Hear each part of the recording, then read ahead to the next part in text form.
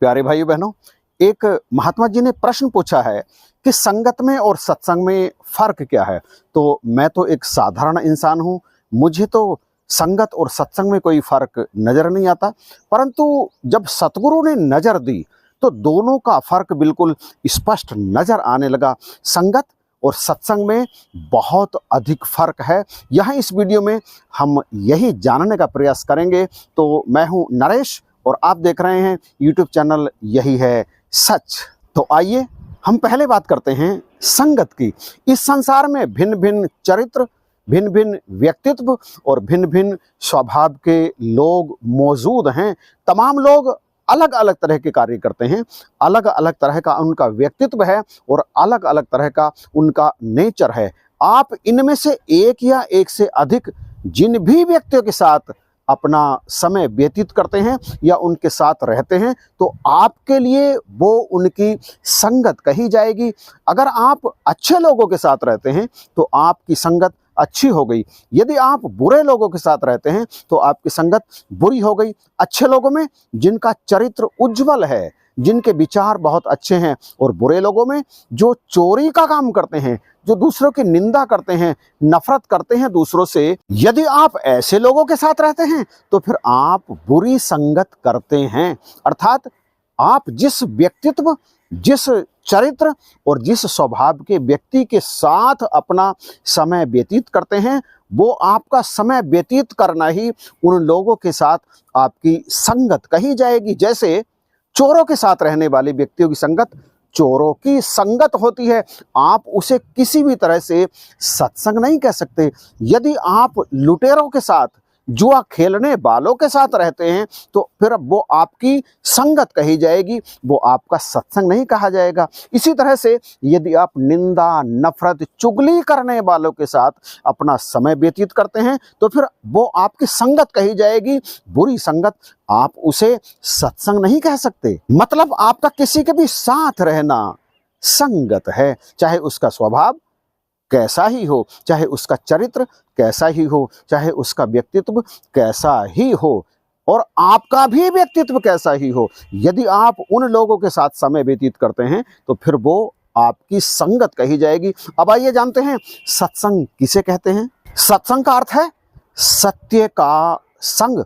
सत्य जो सदैव एक रस है, सत्य जो कभी मिटता नहीं है, सत्य जो कहीं आता जाता नहीं है, सत्य जो शाश्वत है, जो अजर है, जो अमर है, जो अविनाशी है। और ये सब किसके लक्षण हैं?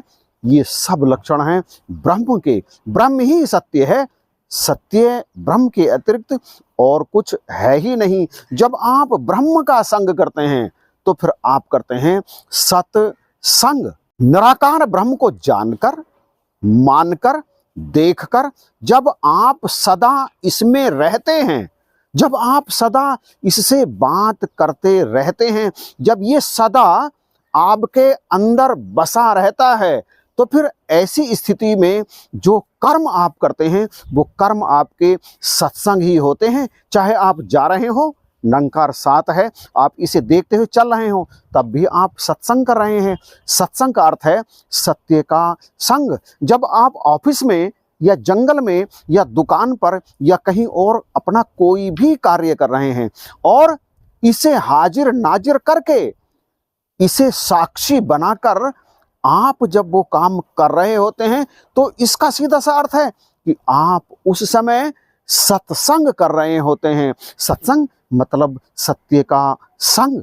सत्संग वही कर सकता है जो सत्य को जानता है, जो सत्य को मानता है, जो सत्य को देखता है, जो सत्य को जीता है, जिससे सत्य की जानकारी है, जो पल पल सत्य के दर्शन करता है, सत्य में रहता है। ऐसा व्यक्ति ब्रह्मज्ञानी कहलाता है, क्योंकि उसे सतगुरु की कृपा से सत्य का ज्ञान हो चुका होता है। सत्य मतलब ब्रह्म, सत्य मतलब निरंकार, सत्य मतलब परमात्मा। ऐसे परमपिता परमेश्वर को हर समय ध्याना, ऐसे परमपिता परमेश्वर में हर समय अपना जीवन व्यतीत करना, अपनी एक एक सांस निराकार ब्रह्म में ही जा रही है और एक एक सांस निराकार ब्रह्म से ही आ रही है। इस बात का पल पल ध्यान रहना ही सत्संग है। जो संगत करता है उससे अच्छा भी हो सकता है और उससे बुरा भी हो सकता है। दोनों चीज होने की संभावना पूरी की पूरी रहती है। परंतु जो सत्संग करते हैं उनसे भूल कर भी गलत कर्म नहीं होता, सदा वो अच्छा ही कर्म करते हैं। उनकी बोली मीठी होती है, उनका चरित्र उज्जवल होता है, उनका जीवन बिल्कुल धवल होता है, साफ सुथरा, बिना किसी दाग के। सत्संग करने वाला व्यक्ति ही वास्तव में जीवन को जीवन की तरह जीता है। सत्संग करने वाला व्यक्ति ही वास्तव में अपने परिवार में सुख और शांति ला सकता है। सत्संग करने वाला व्यक्ति ही वास्तव में एक अच्छा और सच्चा नागरिक होता है। सत्संग करने वाला व्यक्ति अंदर से और बाहर से एक समान होता है, उसमें कड़वाहट जरा भी नहीं होती। वो अंदर कुछ और बाहर कुछ ऐसा बिल्कुल भी नहीं होता। वो सदा ब्रह्म की तरह एक रस ही रहता है, उसमें छल कपट जरा भी नहीं होता। वो जानबूझकर या भूलकर भी कभी किसी को धोखा नहीं देता, क्योंकि वो सदा इस बात को जानता है कि सत्य मेरे सदा ही संग है। मैं कुछ भी करूं पल पल ये मुझे देख रहा है। वो जानता है कि उसकी एक भी एक्टिविटी इस निराकार ब्रह्म से बच नहीं सकती। वो सदा अपने जीवन को सुंदर, सरल और सीधा बनाने का प्रयास करता रहता है। और ये सारी की सारी चीजें करने की प्रेरणाओं से कहां से मिलती है?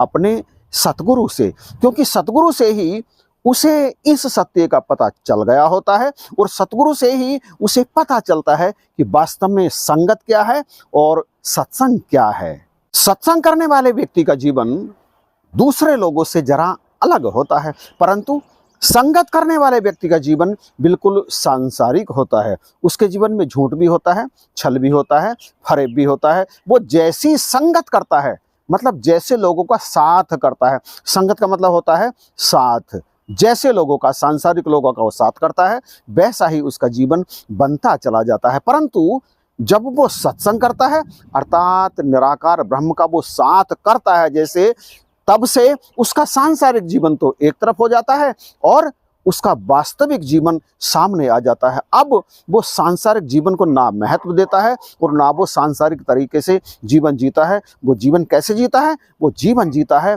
अपने गुरु के बताए हुए मार्ग के अनुसार। तो प्यारे भाइयों बहनों, मैं समझता हूं कि आपको निश्चित ही संगत और सत्संग का अंतर सतगुरु की कृपा से समझ में आ गया होगा।